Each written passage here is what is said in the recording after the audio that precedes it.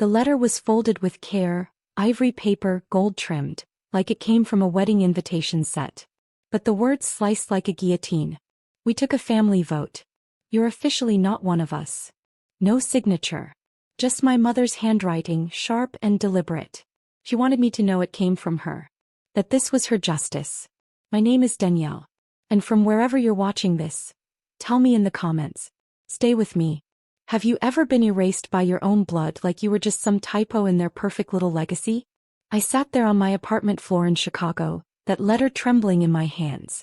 I'd just gotten off a 12-hour hospital shift. My feet were screaming, my scrubs smelled like sanitizer and sweat, and my mother was voting me out like a bad roommate. No context. No apology. Just exile formalized.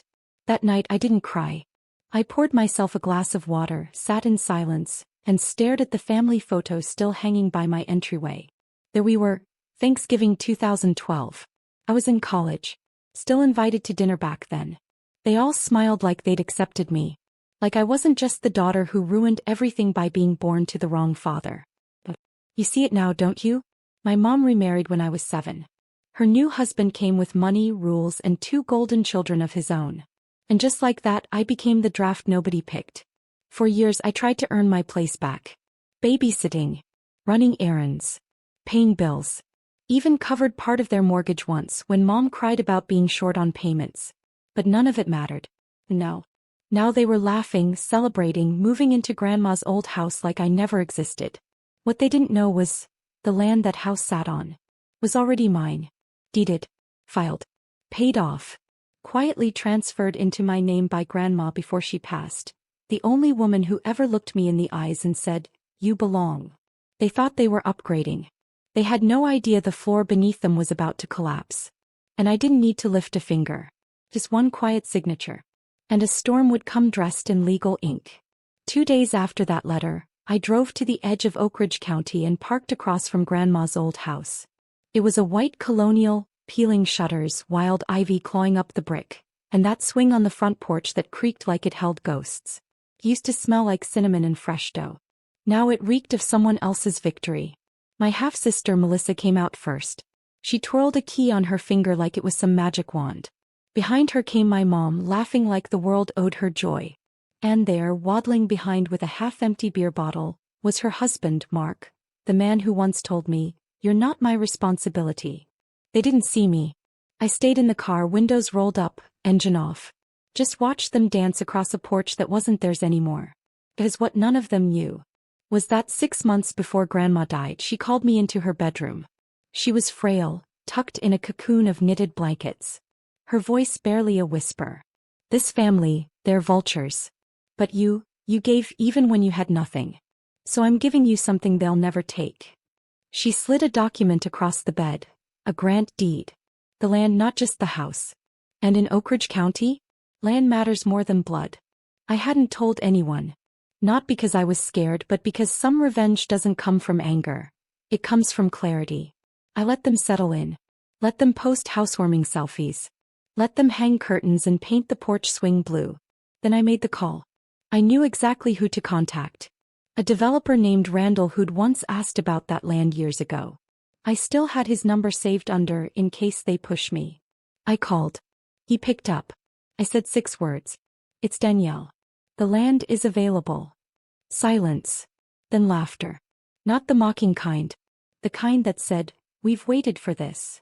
Within a week he sent over the paperwork. I signed. The land was sold. A redevelopment project was scheduled. Permits fast-tracked. And the house. Well, let's just say the eviction notices would arrive right after brunch. They wanted to erase me. But the ground itself still remembered who I was. And soon, so would the cameras. Because Randall didn't just buy land, he bought a story. And stories?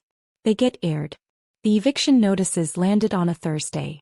Melissa had just posted a boomerang of herself sipping mimosas on the porch, captioned "Healing Era," when the mailman dropped the envelope at their feet. 3 pages. Official letterhead. Legal language wrapped around a sharp truth. This property has been sold. You are occupying land now under commercial redevelopment. You have 14 days to vacate. I didn't have to guess how it went down. Randall's assistant, Gina, sent me the footage. See, Randall was planning a documentary series, Small Towns, Big Changes. And my family's arrogance made perfect B-roll. Hidden cameras on the surveying crew's hats. Drones overhead. Boom mics in flower pots. The moment Mom read the letter, her wine glass dropped. Shattered. Just like her pride. Melissa screamed, "This is a mistake. We have a lease." Except they didn't.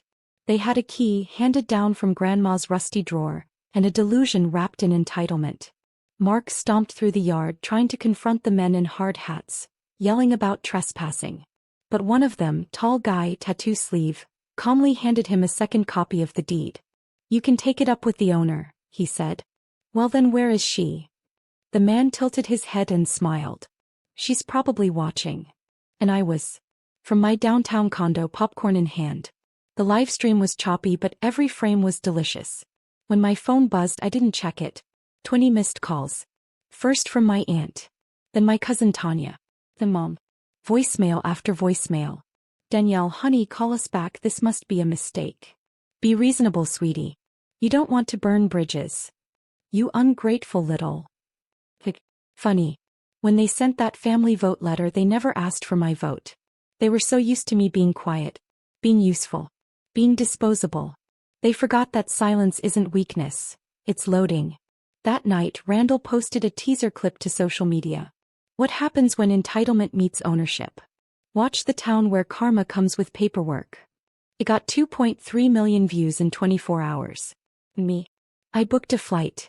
Not to run, no. To rise. They tried to cut me out of the story. So I rewrote the ending. I landed in Dubai just as the sun began to rise. A soft gold spilling over glass towers and desert sand. The kind of morning that makes you feel reborn. My phone was still vibrating in my bag. 47 missed calls. Voicemails bloated with panic, rage, guilt. A symphony of the very voices that once told me I didn't matter. But here's the thing. Once you realize your worth doesn't depend on their approval, their screams sound more like applause. At the airport I was greeted by a driver holding a sign. "Miss Danielle R." Randall had booked the hotel, part of the media deal. He insisted the face behind the story get the treatment she deserved. As I rode through the city I thought back to Grandma. How she used to whisper stories of far-off places while baking cornbread in that tiny Oak Ridge kitchen. She never got to leave the county. But me. I was carrying her name across oceans. Meanwhile back home the storm was still unraveling. The local news caught wind of the eviction drama. Oak Ridge family booted from longtime home after surprise land sale. The headline was everywhere. Clips of Melissa crying on the front lawn. Mark cursing at reporters. My mother clinging to her pearls like the world had betrayed her. No one mentioned my name. But they didn't have to. They knew. And when the cameras zoomed in on the eviction notice taped to the front door, just beneath the county seal you could see it. Filed and authorized by property owner. Danielle Renee Harper. Stamped. Public. I got tagged in 100 TikToks. Hashtag Land Queen. Hashtag Savage Daughter. Someone even remixed Melissa's meltdown into a club beat. And still, I didn't respond. Not yet. I wanted them to marinate in silence. In Dubai, I walked barefoot across white sand beaches, sipping coconut water while my old life burned itself out back home. Let them taste the flavor of exclusion. Let them choke on the irony. They handed me abandonment in an envelope. I delivered retribution wrapped in real estate. And while they scrambled for lawyers and sympathy, I ordered room service. Bez revenge is best served from the penthouse. 3 days into my Dubai trip Randall called. "Danielle," he said, voice lit with excitement, "they want you on camera." I laughed. Who's they? Everyone. News outlets. Podcasts. Even a late-night hosts team reached out. They want you to do a segment called, "She Owns the Land They Laughed On." I looked out over the infinity pool. The Burj Khalifa shimmered in the distance like something out of a dream Grandma never got to see. "They said I didn't belong," I murmured. Randall was quiet for a beat. Then, "Well, now you're the landlord of their delusions." We scheduled the interview for the following week. I'd be back in the US soon, not to reconnect, not to explain, but to stand in my power. The day before I flew back my inbox lit up with a message titled, "From your mother." I hesitated. But curiosity is its own poison. I opened it. Danielle, I don't know what you're trying to prove. But you've made your point. We're still family. Blood is blood. Let's sit down and talk. I stared at the screen. This was the same woman who'd signed a letter. We took a family vote. You're officially not one of us.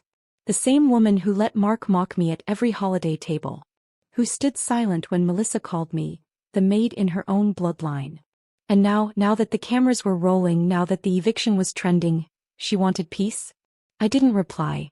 Instead, I posted one photo. Just me standing on a rooftop in Dubai, wind in my curls, sunglasses on, holding a coffee cup that said, Owner. No caption. No hashtags. Just that. And oh, they saw it. Melissa DM'd me minutes later. Is this a joke to you?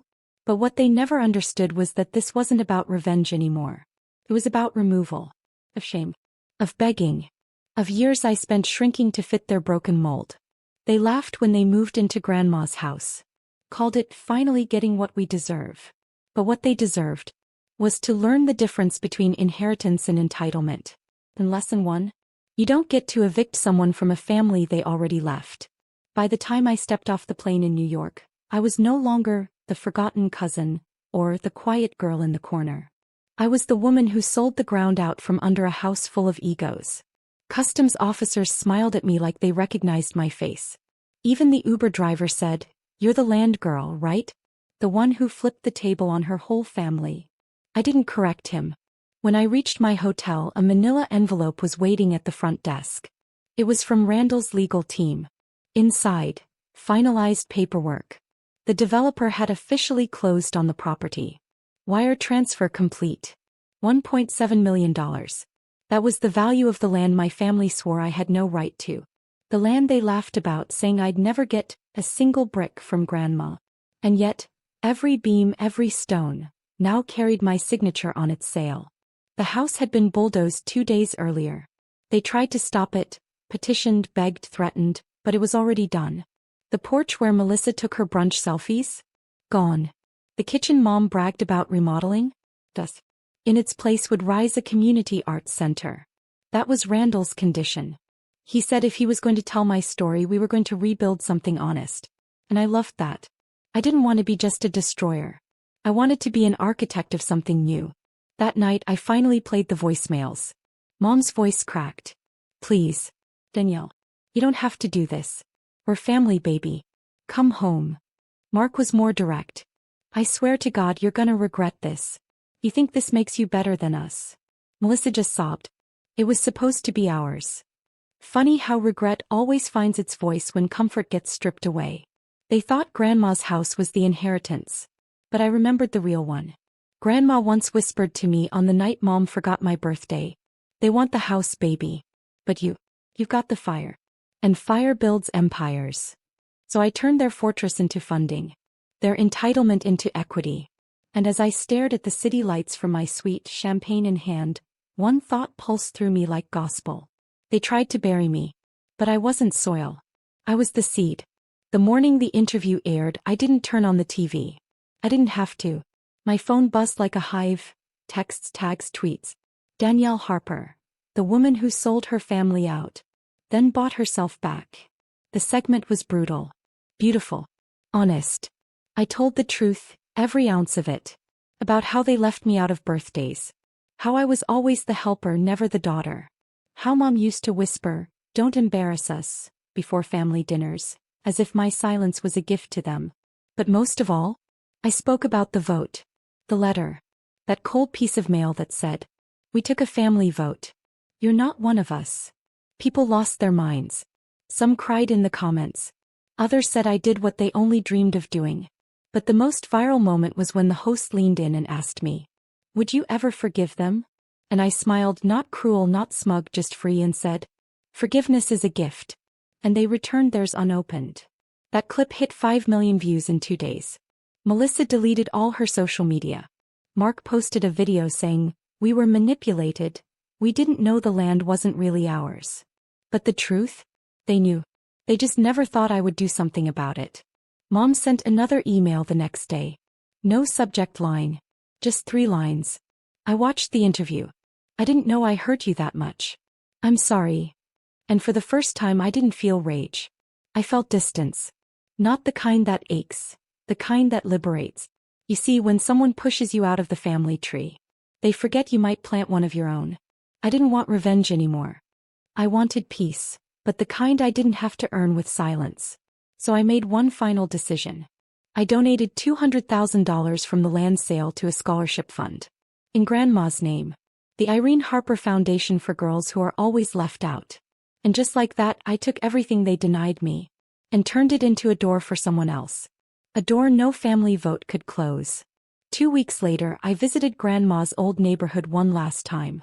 The land was fenced off now, blueprints posted on a sign, future home of the Irene Harper Arts and Empowerment Center. I stood across the street in silence. No cameras. No interviews. Just me, a coffee in hand, and the wind tugging at my jacket. That street had once held my childhood tears, my teenage humiliation, my family's laughter, at my expense. But now it was mine. I wasn't that girl at the plastic folding chair anymore. Wasn't the one quietly clearing dishes while Melissa toasted herself. I was the woman who rewrote the ending. And they were ghosts in a story I no longer needed to reread. As I turned to leave, a car pulled up. Slow. Familiar. It was my uncle. He rolled down the window and squinted. "Danielle, you really did it, huh?" I nodded. He looked down, then back up. "You know, your grandma, she would have been proud." That almost cracked me. But I didn't say a word. Just smiled faintly, turned and walked away. That night I flew back to Dubai. This time I didn't even check my phone. Because I didn't need their calls. Didn't crave their chaos. All my life I thought closure came from an apology. But I learned it comes from elevation. From rising so far beyond the place they left you, that even their screams can't reach your peace. They evicted me from their family in a letter. So I evicted them from the very house they mocked me in. They called it home. But it was never a home, not for me. So I gave the land a new name. Not for revenge, but for rebirth. And as the jet lifted into the sky, I whispered something only I could hear. "Thanks for confirming,